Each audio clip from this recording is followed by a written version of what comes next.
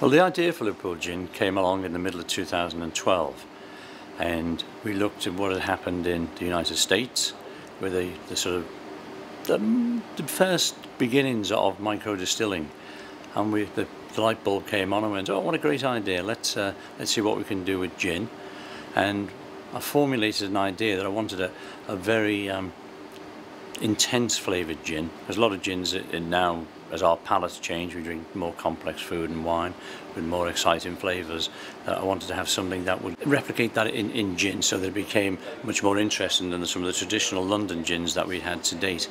And so I played around with lots of recipes, came up with the formulation that we're using now, and I'd like to show you an interesting thing about it as a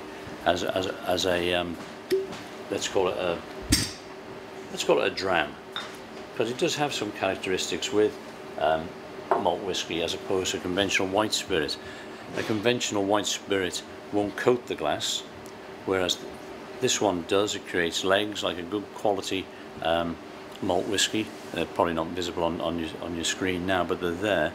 And we've also got an intense aroma. You get your citrus fruit, you get your juniper obviously, and a little bit of licorice there. And if you are to taste them,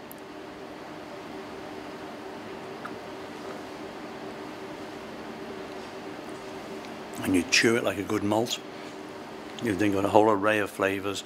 You've got citrus, maybe like a little bit of sherbet, as well as all the traditional juniper and cardamom and so on. So it makes it a very complex flavour, very interesting. But I expect most people will drink it in the traditional way as a gin and tonic.